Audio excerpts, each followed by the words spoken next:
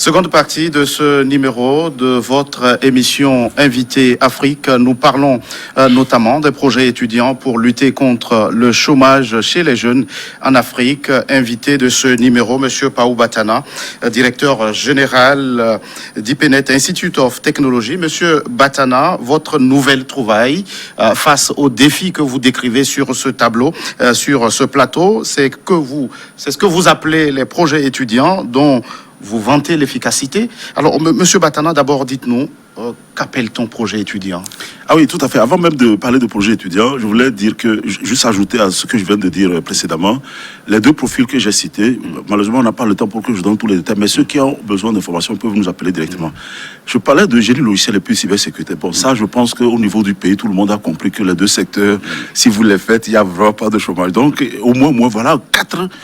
même si on n'a pas le temps de citer tous, voilà 4 profils, je vous donne ma parole, vous êtes compétent dedans, pendant les 5, 10, 15 ans à venir, vous n'allez avoir aucun problème. Vous ne trouvez pas de boulot au Togo, vous allez le trouver partout d'ailleurs. Bon, parlons des projets étudiants. Vous voyez, le projet étudiant, c'est quoi? C'est une nouvelle méthode d'enseignement, parce que quand les temps sont durs, il faut prendre le taureau par les cornes. C'est un peu comme si vous envoyez quelqu'un apprendre à construire un immeuble. Il va dans une école où l'objectif, c'est d'apprendre à construire un immeuble. Et l'étudiant arrive dès le premier semestre, vous lui donnez un terrain et vous lui donnez le budget pour qu'il suive les cours et à la fin de sa formation, il a une maison habitable. C'est le principe du projet étudiant. Alors, en informatique, concrètement, ça veut dire quoi? Nous avons une liste d'une trentaine de projets qui sont des solutions que les entreprises sont en train de déployer ou vont devoir déployer dans les années qui arrivent. Donc, quand l'étudiant arrive, dès la première année, il doit choisir lui-même le projet sur lequel il veut travailler.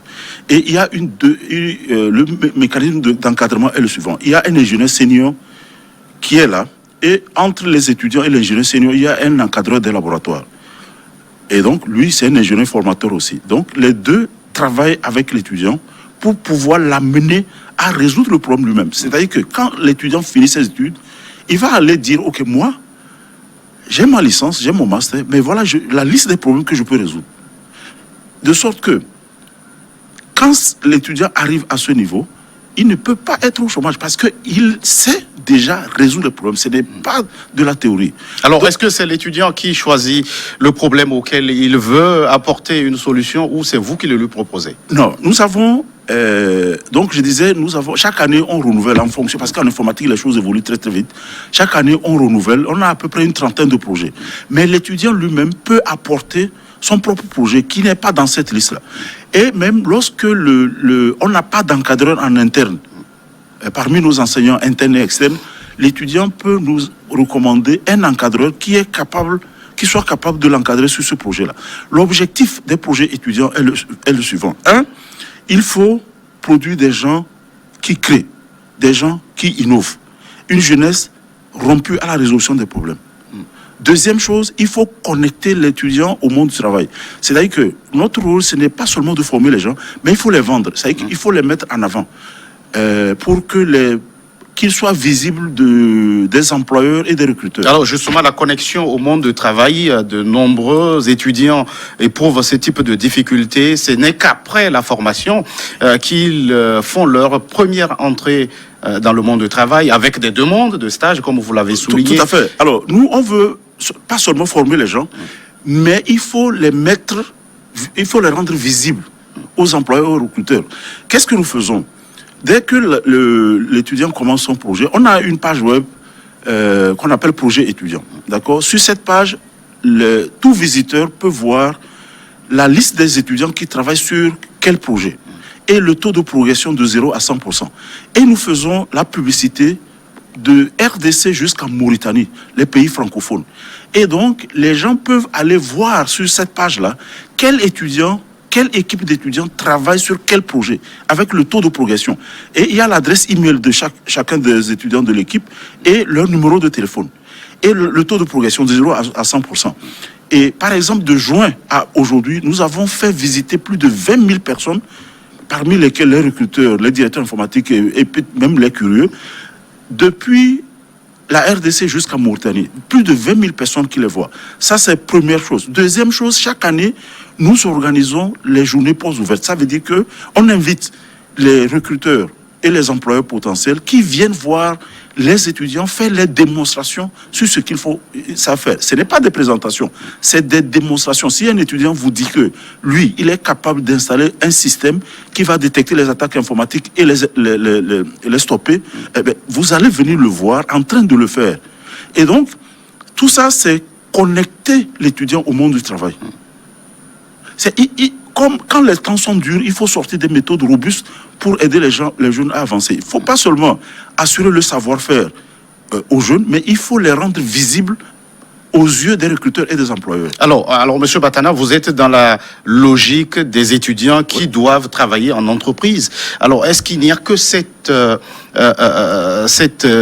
logique, ou vous êtes aussi dans celle qui veut former pour que les étudiants se prennent en charge? Évidemment, notre rôle principal même, c'est de créer des entrepreneurs. Alors, comment et ça fait partie de notre stratégie. Vous savez, on n'entreprend avec succès que dans les domaines où on est passionné. Il faut créer la passion chez l'étudiant. Lorsque vous prenez un étudiant qui commence depuis la première année à développer un logiciel sur, par exemple, je ne sais pas, la microfinance ou tout ce que vous voulez, mais pendant 3 ans, il ne travaillera que dessus. Donc, on augmente la chance de le rendre passionné de son propre domaine et donc de le rendre probablement entrepreneur par la suite. Donc, il faut inspirer de futurs entrepreneurs. C'est vrai que nous sommes en train de travailler sur la deuxième phase. C'est-à-dire que les projets étudiants, c'est une des 9 pratiques pédagogiques innovantes qui sont en place actuellement chez nous. Mais nous sommes en train de travailler sur 2 autres choses. C'est-à-dire que l'incubation de start-up et puis ce qu'on appelle le centre de délocalisation de développement d'applications. OK, software engineering, offshoring. Bon, mais ça, c'est les 2. On est en train de travailler là-dessus. Mais je dis, moi, je pense que les gens se font peur pour rien. Nous sommes dans des pays où il y a beaucoup de choses ont été faites. Mais Dieu seul sait qu'il y a énormément de choses à faire. Donc, c'est qu'il faut adapter les pratiques pédagogiques au contexte dans lequel nous sommes pour trouver la solution aux jeunes. Donc, vous voyez, lorsque on a mis... On met l'étudiant sur le plateau. C'est-à-dire qu'il est visible de partout. Bientôt même, on va intégrer les pays anglophones, d'accord? Et ils reçoivent la publicité par Facebook, ils reçoivent la publicité par mass mailing. On a à peu près 92 000 contacts, de RDC jusqu'à Mauritanie, et les contacts d'entreprises, d'accord? Les entreprises sont régulièrement informées et invitées à visiter cette page web-là. Donc, certains de nos étudiants qui ont donc avancé sur le projet, un jour, ils augmentent la chance d'être reçus. Quelqu'un va vous appeler, il va vous interviewer, et puis il va vous donner de l'emploi. Alors aujourd'hui, le gouvernement, pour ne parler que du cas togolais, promeut l'entrepreneuriat. C'est l'une des solutions pour lutter contre le chômage. Dans quelle mesure ces projets inspirent justement ces futurs entrepreneurs? Mais vous savez, pour entreprendre, il faut avoir le savoir-faire. C'est-à-dire qu'on n'entreprend que lorsqu'on a identifié un problème dans la société et pour lequel on a des solutions. Par exemple, moi, je suis formé... Pas n'importe quelle solution, des solutions innovantes. C'est-à-dire que moi, par exemple, je suis formé pour informatiser les entreprises. Mais quand je suis revenu pour exercer au Togo, je vois que, en fait, dans le système d'enseignement, il y a quelque chose qui ne tourne pas rond. Donc, OK, je vais mettre en place une école avec des méthodes robustes pour essayer de trouver la solution aux jeunes. Voilà. Donc, il faut d'abord développer le savoir-faire chez le jeune. Parce qu'on ne peut entreprendre, dans la plupart des cas, bon, c'est vrai qu'il y a des situations où on peut entreprendre sans avoir un savoir-faire pointu. Dans nos pays, c'est très récurrent parce qu'il y a beaucoup de problèmes qui ne nécessitent pas un savoir-faire. Hein, okay? Mais de plus en plus, il faudra avoir un savoir-faire. Donc, il faut développer le savoir-faire chez l'étudiant. Il faut le connecter à son environnement. Parce que si vous formez quelqu'un, même s'il est très doué, mais il n'est pas connecté à lui-même, il n'est pas connecté à son environnement, il ne pourra pas identifier tout le potentiel qu'il y a autour de lui. Vous voyez? Et en plus, il faut développer l'audace, les valeurs entrepreneuriales, l'état d'esprit. Ça y est, aujourd'hui, c'est pourquoi on est dans le chômage. On est dans un pays où, pratiquement, tout reste à faire, mais tout le monde est assis à la maison et dit qu'il n'y a pas le boulot. C'est parce qu'il y a quelque chose qui ne tourne pas rond dans nos mentalités. Parce qu'on veut, concrètement, c'est que dans la mentalité collective, pas seulement des jeunes, hein, et même de leurs parents, c'est que tant qu'on n'a pas réussi à obtenir un emploi auprès de l'État, c'est qu'on estime qu'on ne travaille pas encore. En fait, c'est ça le problème. Vous voyez? Donc, et nous allons essayer de... on verra. D'ici 3 ans, on va sortir les statistiques. Et puis, si réellement ça donne vraiment une différence, peut-être d'autres pourront s'en inspirer.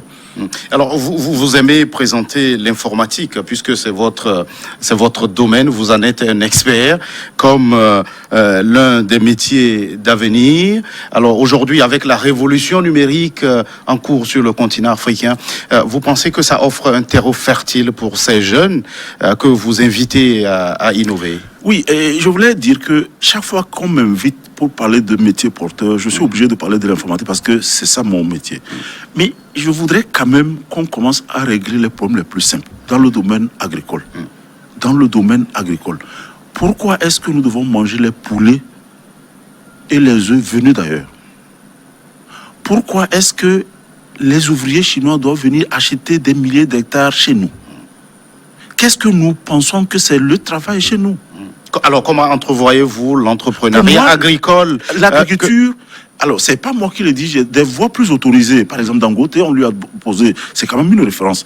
On a posé la question à Dangote, et en fait, si un jeune veut entreprendre dans quel secteur, il a dit l'informatique et l'agriculture. Moi, je suis obligé de le croire parce que c'est quelqu'un qui a fait ses preuves dans la vie. Et je voudrais que vraiment les jeunes apprennent à regarder autour d'eux-mêmes. Au moins, l'agriculture, c'est clair, il y a beaucoup de choses à faire là-bas. Vous voyez, je connais un ami, il a un Togolais, diplômé dans le génie civil. Je vais taire son nom. Il a été chef d'entreprise, d'une entreprise qu'il a créée aux États-Unis, d'accord?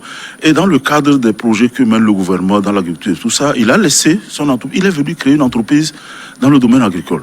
Et je vais vous dire une chose, je suis sûr que demain, il va compter probablement parmi les milliardaires. Donc déjà, quelqu'un qui est un ingénieur génie civil, chevronné, chef d'entreprise aux États-Unis, qui laisse pour venir faire l'agriculture, c'est que il y a de l'espoir là-dedans. De toute façon, nous devons produire et au moins consommer ce que nous...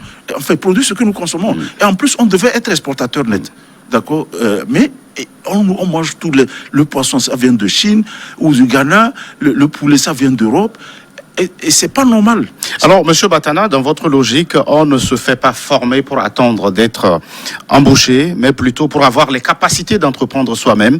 Alors, peut-on y arriver sans financement? Comment relever ce défi auquel les jeunes sont confrontés, l'accès au crédit, au financement? Vous savez, c'est vrai. L'entrepreneuriat, c'est d'abord l'apanage, enfin, c'est d'abord pour ceux qui ont de l'expérience et une surface financière conséquente. Mais les jeunes aussi peuvent effectivement entreprendre. Je veux dire, si demain vous avez une entreprise qui emploie 2000 personnes, peut-être c'est pas créé par quelqu'un de 25 ans qui n'a pas d'expérience. Il faut, ça aussi, on devait le dire aux jeunes.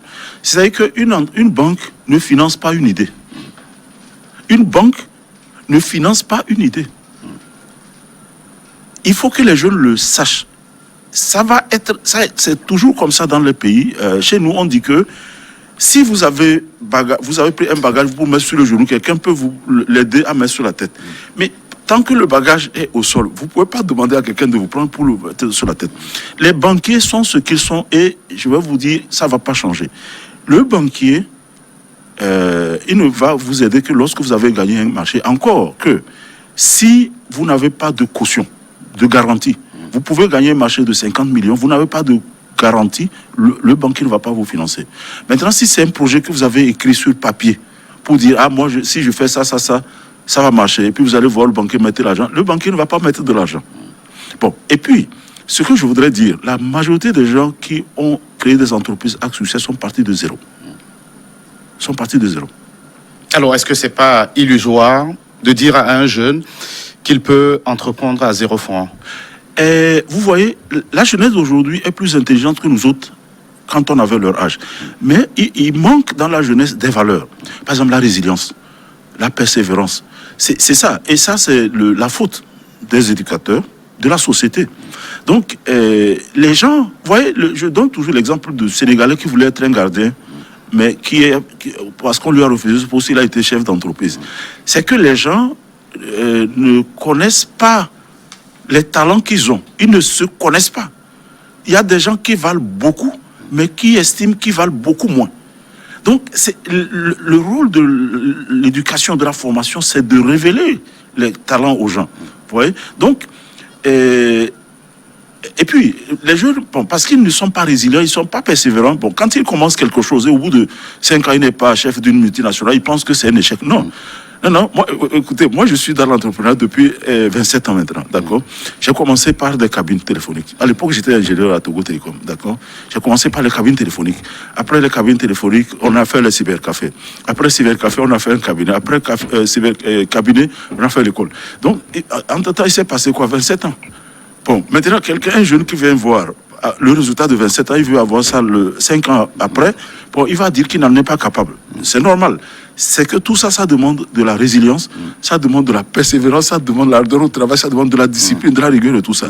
Donc, en général, les gens ont tout un talent, mais ils ne savent pas. Vous voyez? Mais encore que, si parmi les anciens, il y a beaucoup de gens qui réussissent, ça va donner davantage de confiance aux jeunes. Alors, Monsieur Batana, nous tendons vers la fin de cette émission. L'inadéquation formation-emploi avec l'initiative projet étudiant. Vous pensez que c'est une solution durable? C'est une solution durable. Vous voyez, il y a quelque chose que je n'ai pas dit au sujet des projets étudiants. Les projets étudiants, quand l'étudiant parfait chez nous, il a fait 2 projets en licence et 2 projets en master.